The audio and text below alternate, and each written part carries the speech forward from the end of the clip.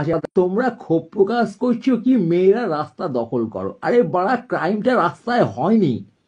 তুমি আরজি করে লাথি মারতে পারছো না, তুমি সিএম এর পদে লাথি মারতে পারছো না, তুমি সন্দীপ ঘোষের পদে লাথি মারতে পারছো না, তুমি সাদা বঞ্চিত কুত্তারা রাস্তায় গিয়ে ঘেউ ঘেউ করছো। তুমি দেখতে পাচ্ছ না কোনখানে খুনটা হয়েছে? ঠিক আছে, এই বাল নাগরিকদের এই হচ্ছে ইস্যু।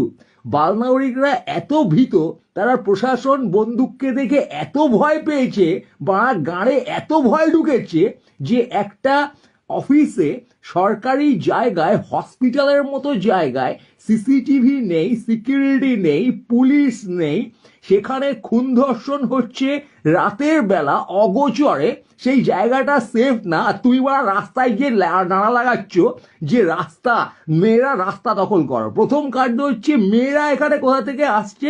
শুধুমাত্র this is a huge crime on people.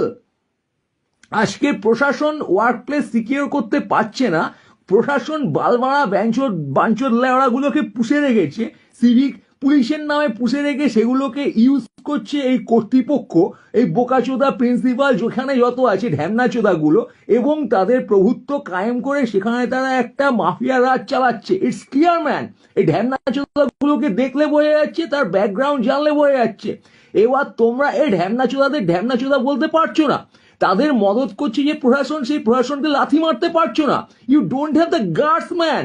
তোমরা রাস্তায় ঘেউ ঘেউ করে কয়টা পোস্টার লিখবে, ফান্ড জড়ো করে বলবে এখানে সারা রাত আমরা জাগলাম, মেয়েরা রাস্তা দখল করেছে 3টে জায়গায়, বাল ছেঁড়া গেছে তাদের প্রশাসনের, তারা দেখে মুচকি হাসবে। পারলে আরজি কর ঘেরাও করো, পারলে সিএম এর বাড়ি ঘেরাও করো, বোকাচোদারা সালা।